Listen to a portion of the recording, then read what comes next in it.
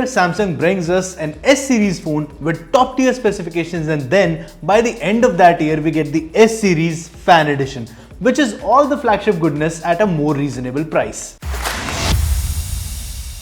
This year, it's the S25 FE.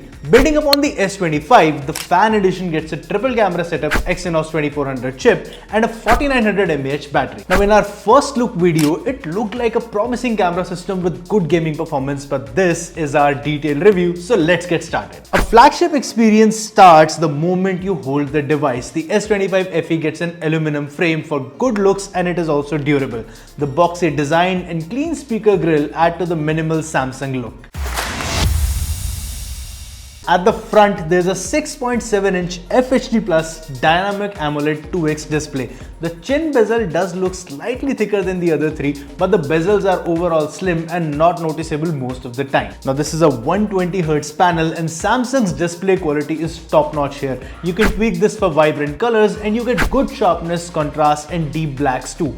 Outdoors too, this phone has good brightness and it's clearly visible even under direct sunlight. In short, your binge watching experience is sorted on the S25 Fan Edition. Also, you're getting an under-display fingerprint sensor which is fast, conveniently placed and even recognizes wet fingers easily, so that's an advantage. Other than the display, the speakers are also fairly loud and crisp. Vocals are clear even at full volume, so they're decent enough for your casual scrolling.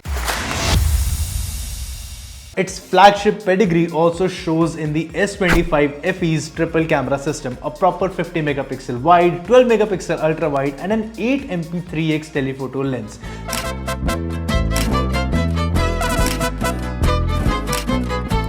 The telephoto also gets OIS, so you get shake-free results most of the time. While all three retain decent detail, the 50MP main lens allows you to zoom further into the photos with minimal detail loss.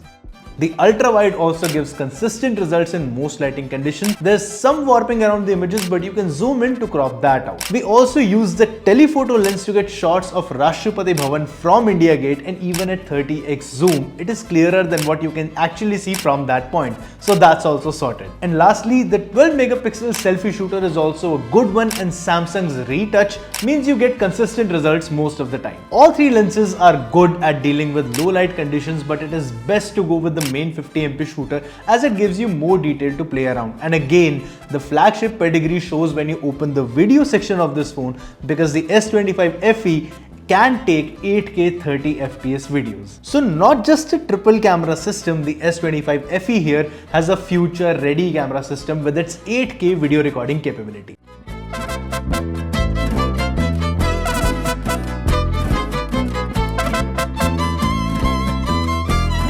But the real fun starts the moment you open those photos in the Gallery app and see what you've captured, because when you go to edit it, the Galaxy AI brings some really cool features. Tap the generative edit button to tweak your photos using AI. It isn't perfect, but you'll be surprised at how close it comes to reality. Sketch to image has also significantly polished up since its introduction.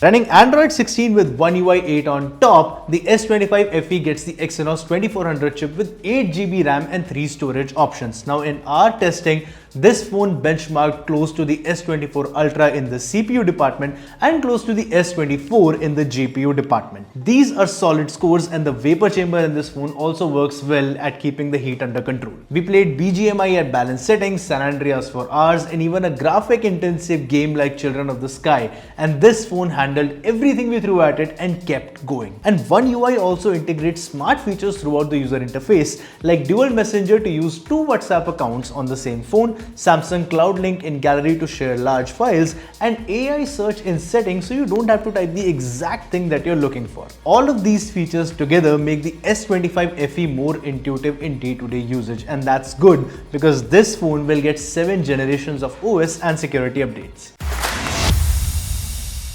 Coming to the battery of this phone, you get a 4900 mAh cell, which isn't physically big by 2025 standards, but One UI optimizations make sure you get through the day. I've been using this as my primary device for almost a week, and I only charge it once in the morning. So the battery backup is solid, and if you have a 45 watt USB-C charger, you can juice this phone up in under 1 hour 30 minutes. And aside from wired charging, you also get wireless charging with reverse wireless power sharing, so you can charge your buds and other Qi wireless compatible devices with this phone. So now it's time for the roundup. This phone starts at 59,999 rupees, and for that price, this display, the triple rear cameras, the powerful chip and 7 years of OS updates are a good proposition. And the best part is that this phone performs as advertised. AI features like generative edit are refined, One UI features are polished, and battery life optimized. And that's it, this is a good phone for the price, and if you're planning to buy the 256GB variant around the launch time, Samsung is offering a free storage upgrade. And that could be a good deal for you if you plan to use this phone's cameras a lot, especially with the 8K capability. And that's all about the Samsung Galaxy S25 FE from our end. We hope we answered all your questions, and if you still have some, shoot us a comment. My name is Manik Beri, you're watching Gadgets 360, and I'll see you in the next one.